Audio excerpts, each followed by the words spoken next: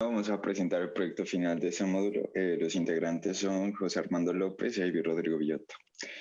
Bueno, como entendimiento del negocio, tomamos una base de datos de los compradores de un centro comercial donde se clasificó esos registros por nombre y de usuario, sexo, edad, ingresos anuales y la puntuación de gasto que se asigna en un rango de 0 a 100, dado alrededor de 200 registros. La idea del negocio consiste en el estudio y la búsqueda de la incidencia del sexo, que sería hombre o mujer, en relación a los ingresos anuales o puntuación asignada en este gasto, siendo este el objetivo del proyecto, además las diferencias en los contextos en que se puede hablar. Sabemos que un modelo no supervisado es aquel que se aprende de un conjunto de datos sin etiqueta, y entre este tipo de modelos se encuentra el agrupamiento, siendo este el ideal para este tipo de modelos, que en este caso ya sabemos que se tiene una división entre dos categorías antes dichas. Ya en cuestión del código, vamos a ver el entendimiento de los datos y la preparación. Inicialmente se realizan las importaciones de las librerías, se imprimen todas las versiones correspondientes y a lo largo del proceso se hacen varias validaciones para constatar que las funciones que se están escribiendo hagan lo que deberían hacer. Principalmente nos damos cuenta que tenemos categorías tipo entero, pero también nuestra categoría de interés, que es la parte del sexo. Desde esta nos vamos a basar para hacer la posterior agrupación.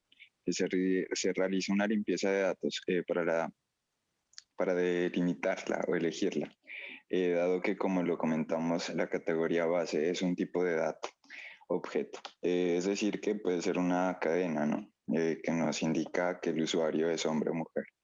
Pero sin embargo, para nuestro modelo matemático estadístico, eso lo tenemos que convertir a forma binaria. Es aquí donde se hace la función codificar, en donde se le asigna un valor de 0 a hombre y 1 a mujer. Entonces, eh,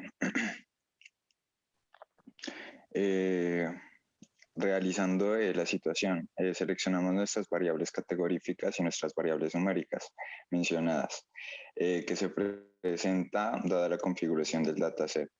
Una vez ya identificamos nuestro modelo y entendemos las cuestiones de los datos, vamos entonces a realizar el modelo, pero antes de esto necesitamos un preprocesamiento de datos, que consiste en la normalización de los mismos.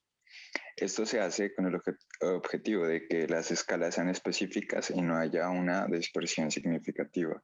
Ya entrando un poco más en la cuestión del modelo del agrupamiento en Python, trabajamos con la librería sklearn, la cual emplea cluster, que son empleados por k-means.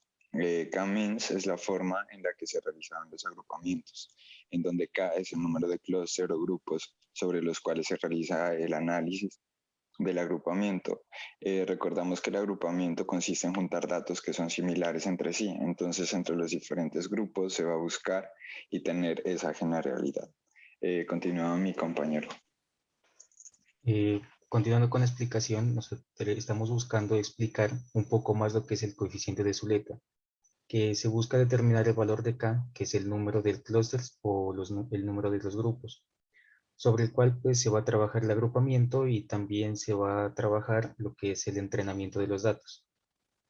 Nos damos cuenta que este coeficiente de Zuleta consiste en entrenar o medir qué tan similar es un individuo con relación al resto de los individuos que están ubicados dentro de un mismo clúster.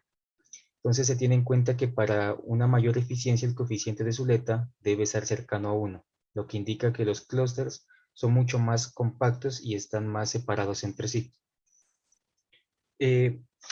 Pasamos pues a la interpretación de los centroides, que es en donde podemos realizar el análisis de las variables.